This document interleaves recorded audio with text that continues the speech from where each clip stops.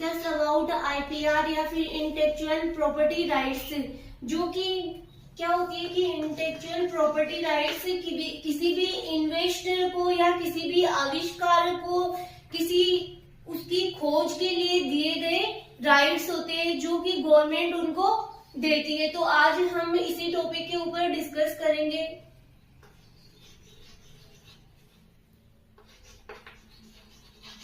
Intellectual property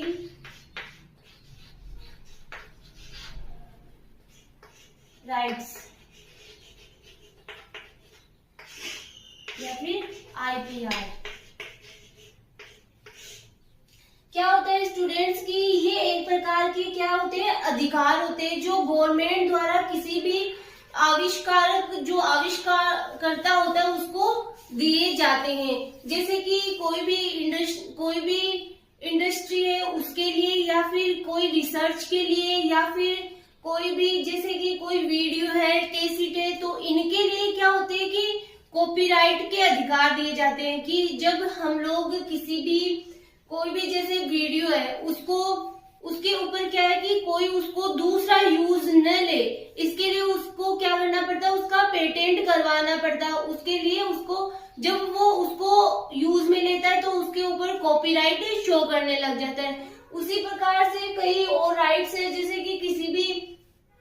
जैसे कि जो प्लांट ब्रीडर्स होते हैं उनको भी कुछ राइट गवर्नमेंट के द्वारा दिए जाते हैं। जैसे कि कोई सीड है, कोई किसान कोई भी वेराइटी को प्रोड्यूस कर रहा है या अपने खेत में उसको डेवलप कर रहा है, तो उसके पास अगर वो उसके पास ऐसे राइट होते हैं कि अगर चाहे तो कोई भी उस वेराइटी को दूसरा प्रोड्यूस या डेवलप नहीं कर सकता। तो ये एक प्रकार के राइट्स होते हैं जिनको आज हम लोग डीपली स्टडी करेंगे। तो किस प्रकार से प्रोटेक्शन किया जा सकता है वो मैं आपको एक बार बता देती हूँ। आज हम लोग सबसे पहले पढ़ेंगे इसकी डेफिनेशन, फिर हम लोग स्टडी करेंगे कि प्रोटेक्शन किस प्रकार से किया जा सकता है, प्रोटेक्शन टाइप।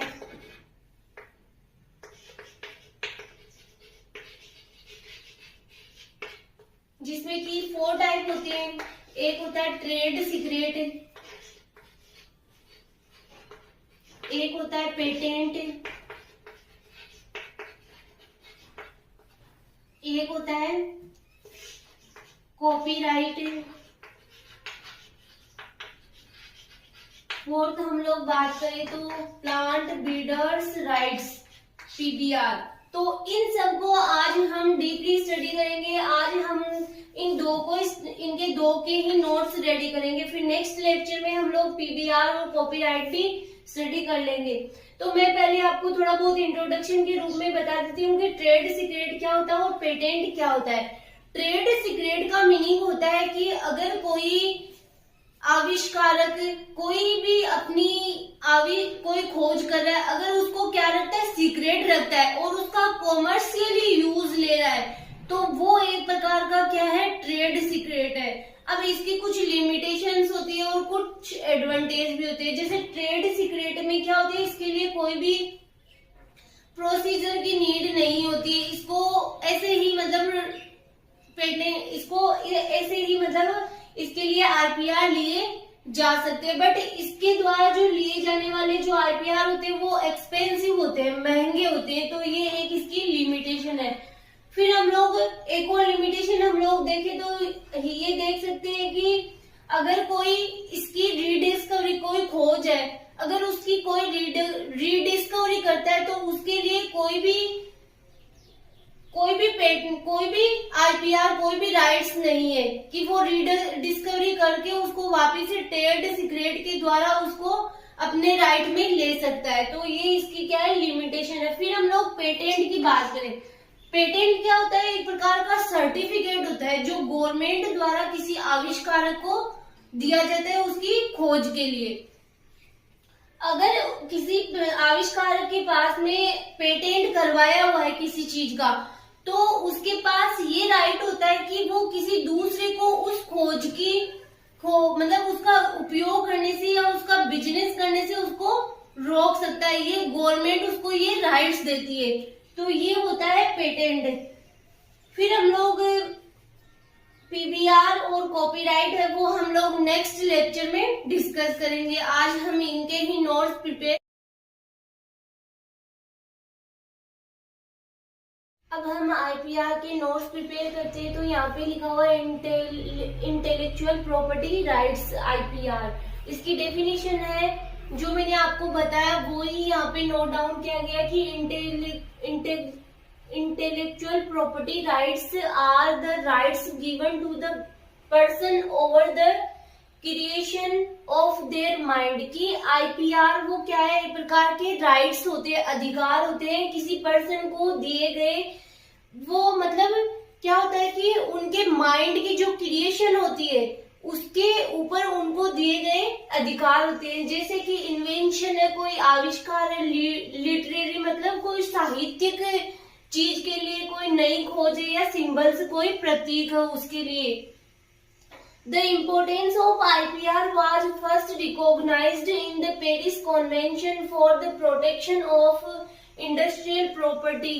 कि सबसे पहले जो आईपीआर की जो इम्पोर्टेंस थी वो कब पता चली, जब पेरिस कॉन्वेंशन में किसके लिए, इंडस्ट्रियल प्रॉपर्टी के लिए क्या किया गया, प्रोटेक्शन किया गया इंडस्ट्रियल प्रॉपर्टी का। किसमें, पेरिस के अंदर।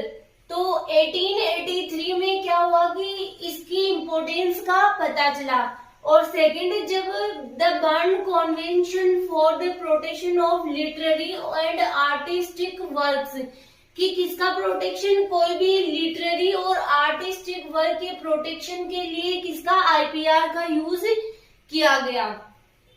देन हम लोग पढ़ते हैं कि किस प्रकार से प्रोटेक्शन किया जा सकता है। तो इसके 4 मेथड जैसे मैंने आपको बताया वो ये ट्रेड सीक्रेट्स, पेटेंट करवाना किसी चीज को, पीबीआर प्लांट ब्रीडर्स राइट, फिर copyright. First trade secret. Trade secret में क्या होता है कि जब कोई कंपनी किसी आविष्कार को क्या करती है, सीक्रेट रखती है और उसका कॉमर्शियली मतलब उसका लाभ उठा रही, तो वो क्या होता है, एक प्रकार का ट्रेड सीक्रेट होता है। जब कोई कंपनी किसी इन्वेंशन को सीक्रेट, इन्वेस्टिगेशन को सीक्रेट रखती है और उसे किसी अन्य को ज्ञात हुए दिए बिना ही उसका कॉमर्शियल यूज करती है, तो इसे ट्रेड सीक्रेट कहा जाता है। फिर हम लोग बात करते हैं एडवांटेज की, इसके क्या क्या लाभ है। It has no time limit, इसकी कोई टाइम लिमिट नहीं है। इसके बिना, इसके लिए कोई लीगल रिक्वायरमेंट और प्रोसीजर की आवश्यकता नहीं होती है। इसके लिए प्रॉब्लम क्या क्या होती है, their protection is very expensive. की ये इस प्रकार के प्रोटेक्शन होते हैं वो बहुत एक्सपेंसिव होते हैं। किसी अनदर पर्सन और ऑर्गेनाइजेशन के द्वारा सीक्रेट रखे गए फॉर्मूला ईटीसी की स्वतंत्र रूप से डिस्कवरी से कोई भी प्रोटेक्शन नहीं होता है। ये यहाँ पे क्या लिखा हुआ है कि अगर कोई इसका रीडिस्कवरी कर लेता है तो उसके लिए कोई प्रोटेक्शन नहीं है, क्योंकि किसी को पता ही नहीं होता है कि ट्रेड सीक्रेट में अगर किसी को आईपीआर के द्वारा प्रोटेक्शन किया गया है तो क्या होता है कि अगर कोई रीडिस्कवरी कर लेता है तो उसका मतलब कोई भी प्रोटेक्शन नहीं, उसकी कोई डिस्कवरी करके उसका लाभ उठा सकता है। नेक्स्ट है पेटेंट। पेटेंट एक सर्टिफिकेट के रूप में होता है जिसे कोई गवर्नमेंट किसी इन्वेस्टर को उसके द्वारा किए गए आविष्कार के लिए देती है। पेटेंट जैसे आपने पहले भी नाम सुना होगा कि किसी चीज को पेटेंट करना, जैसे कोई भी मतलब ये सर्टिफिकेट के रूप में होता है जो किसी आविष्कारक को किसी आविष्कार के लिए गवर्नमेंट द्वारा दिया जाता है। यह पेटेंट उस आविष्कारक को यह राइट देता है, यह अधिकार देता है कि वह अदर पर्सन को अपने आविष्कार की कॉपी करने या उसका प्रोडक्शन करने एंड उसका यूज या बिजनेस करने से रोक सकता है। पेटेंट ओनली उस आविष्कार के लिए ही मान्य होता है जिसके लिए वह जारी किया गया है। फिर यह लिमिट टाइम तक ही वैध होता है। फिर निम्नलिखित के लिए पेटेंट जारी किए जा सकते हैं। फर्स्ट है एन इन्वेंशन इंक्लूडिंग एक प्रोडक्ट, एक आविष्कार जिसमें कि एक प्रोडक्ट हो सकता है, एक इम्प्रूवमेंट हो सकता है, कोई भी किसी प्रकार का इम्प्रूवमेंट हो सकता है। ऑन एन अर्लियर इन्वेंशन, कोई मतलब पुरानी खोज, कोई पुरानी डिस्कवरी है तो उसमें कोई इम्प्रूवमेंट हो सकता है तो उसका भी पेटेंट किया जा सकता है। नेक्स्ट एनी कॉन्सेप्ट, कोई भी कॉन्सेप्ट है उसका भी पेटेंट किया जा सकता है। फिर पेटेंट रिक्वायरमेंट्स की क्या क्या होती है। नोवेलिटी मतलब नवीनता, पेटेंट प्राप्त करने के लिए रिलेटेड इन्वेंशन को क्या होना चाहिए, नया होना चाहिए। फिर इन्वेंटिवनेस मतलब कि होता है कि इसका मौलिकता या आविष्कारशीलता, कि इन्वेंशन ऐसा होना चाहिए जो कि उस कला में निपुण व्यक्ति को स्वतः स्पष्ट ना हो कि वो क्या होनी चाहिए, उसकी जो आविष्कार करे, उसकी जो आविष्कार किया है उसमें क्या होनी चाहिए, मौलिकता होनी चाहिए। फिर इंडस्ट्रियल एप्लीकेशन एंड यूजफुलनेस, कि इन्वेंशन का फ्यूचर में इंडस्ट्रियल यूज होना चाहिए जो कि नेशन के लिए क्या हो, यूजफुल हो या नेशन के हित में हो। फिर पेटेंटेबिलिटी, इन्वेंशन को रिलेटेड कंट्री में पेटेंट एक्ट के अकॉर्डिंग पेटेनेबल होना चाहिए। For example Indian patent act 1970 के according medicinal and agriculture chemicals का पेटेंट नहीं हो सकता था, बट इसमें क्या किया गया, फिर मॉडिफिकेशन किया गया और इंडियन पेटेंट एक्ट 1999 के अकॉर्डिंग मेडिसिनल प्रोडक्ट भी अब पेटेनेबल हो सकता है, कि मेडिसिनल जो कोई भी प्रोडक्ट है उनका भी पेटेंट किया जा सकता है। आगे डिस्क्लोजर मतलब डिस्क्लोज करना, जैसे कि पेटेंट प्राप्त करने के लिए इन्वेस्टर को अपने इन्वेंशन का पर्याप्त डिस्क्रिप्शन देना पड़ता है, कि पर्याप्त उसका क्या देना पड़ता है, डिस्क्रिप्शन देना पड़ता है या उसको डिस्क्लोज करना पड़ता है। फिर limitation of time, all patent की इसकी क्या क्या लिमिटेशन है, कि limitation of time, all patents are valid for a specified period only. Indian patent act के अकॉर्डिंग यह पीरियड 7 से 14 इयर्स का होता है। नेक्स्ट है लिमिटेशन ऑफ टेरिटरी, कोई भी पेटेंट होता है वो ओनली उसी कंट्री के लिए वैध होता है जिस कंट्री ने उसे जारी किया गया है।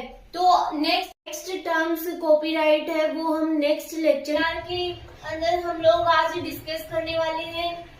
हमारे थर्ड पॉइंट था एक तो कॉपीराइट, जिसको हमने नोट डाउन नहीं किया था। एक हम लोग आज स्टडी करेंगे पीबीआर, प्लांट ब्रीडर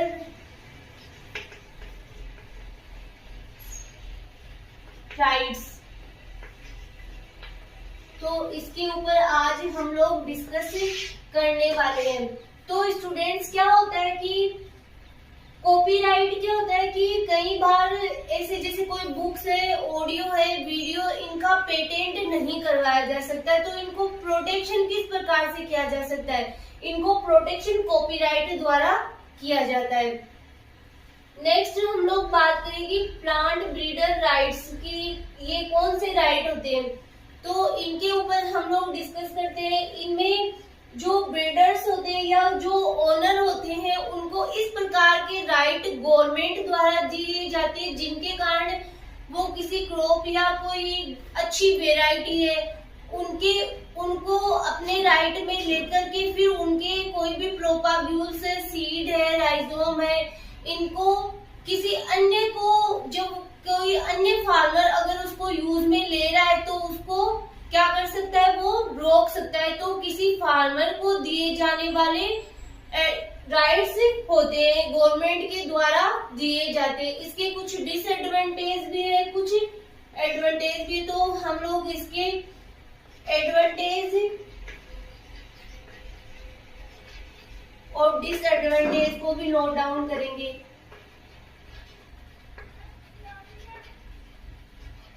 तो अब हम लोग इनके नोट्स प्रिपेयर करते हैं, तब आपको अच्छे से समझ में आ जाएगा कि कॉपीराइट क्या होता है और पीबीआर राइट्स।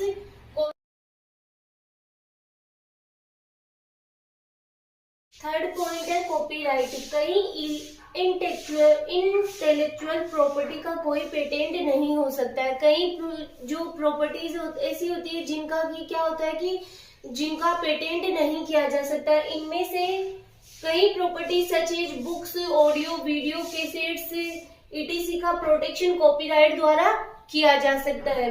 फिर हम लोग फोर्थ पॉइंट की बात करें तो प्लांट ब्रीडर्स राइट्स, कि ये एक प्रकार के ऐसे राइट होते हैं जो किसी फार्मर को दिए जाते हैं जो अपनी वेराइटी को प्रोटेक्शन कर सकता है। उसके अगर कोई अन्य उसको यूज में ले रहा है तो वो उसके लिए एक्शन ले सकता है।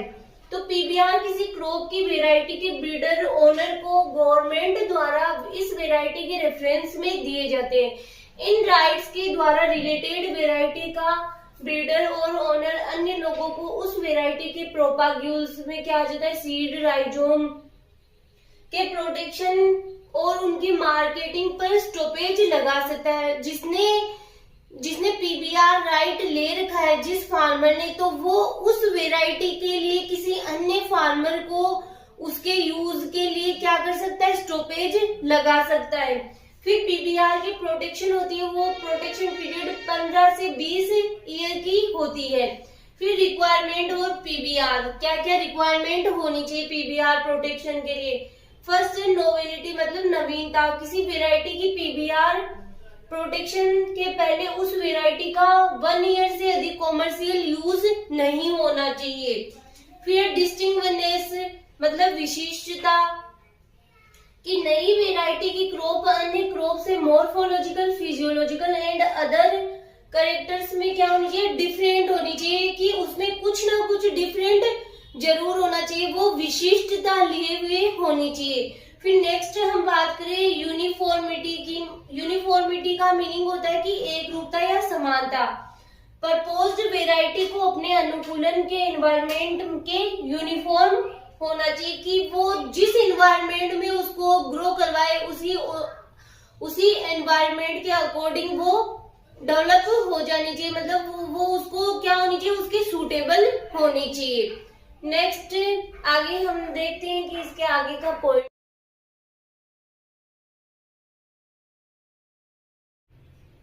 फोर्थ पॉइंट है स्टेबिलिटी। न्यू वेराइटी दिखने में तथा जनरेशन टू जनरेशन क्या होनी चाहिए, स्टेबल होनी चाहिए। फिर हम लोग बात करें बेनिफिट ऑफ पीबीआर की। पीबीआर प्रोटेक्शन के क्या क्या बेनिफिट होते हैं।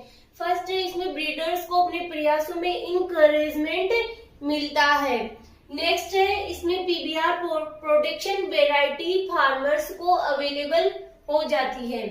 नेक्स्ट, इसमें प्लांट ब्रीडर्स में लगी ऑर्गेनाइजेशन में कंपटीशन बढ़ता है, जिससे फार्मर्स को क्या होता है, बेनिफिट होता है। तो ये तो इसके 2-3 बेनिफिट है जो आप नोट डाउन कर सकते हो। फिर हम लोग इसके डिसएडवांटेज देख लेते हैं कि पीबीआर के डिसएडवांटेज क्या क्या होते हैं। इसके कारण genetic resources specially specific characteristic वाले जर्म प्लाज्मा के लिए मोनोपोली बढ़ती है, कि कोई भी फार्मर है जिसके कारण क्या कोई जेनेटिक रिसोर्सेज है स्पेसिफिक कैरेक्टर वाले जर्म प्लाज्मा, उनके लिए मोनोपोली बढ़ती है, कि एकाधिकार बढ़ता है। फिर this increase the cost of seed, इसके कारण सीड की कॉस्ट भी बढ़ती है। फिर किसी बेस्ट वेराइटीज का पीबीआर होल्डर डिमांड से कम सीड प्रोडक्शन करके अधिक बेनिफिट प्राप्त करने का प्रयास कर सकता है, कि कोई अच्छी वेराइटी है और उसको क्या कर लिया, कोई वो पीबीआर के राइट्स में है, तो वो फार्मर क्या करेगा, उसकी डिमांड से कम सीड को ग्रो करवाएगा या उसकी डिमांड से कम सीड प्रोडक्शन करवाएगा, जिससे कि वो क्या कर सकता है, इसके लिए लाभ प्राप्त कर सकता है। तो ये इसके कुछ डिसएडवांटेज थे। तो आपके आईपीआर का टॉपिक है वो भी कंप्लीट हो चुका है। नेक्स्ट लेक्चर में हम नए टॉपिक के साथ फिर मिलेंगे।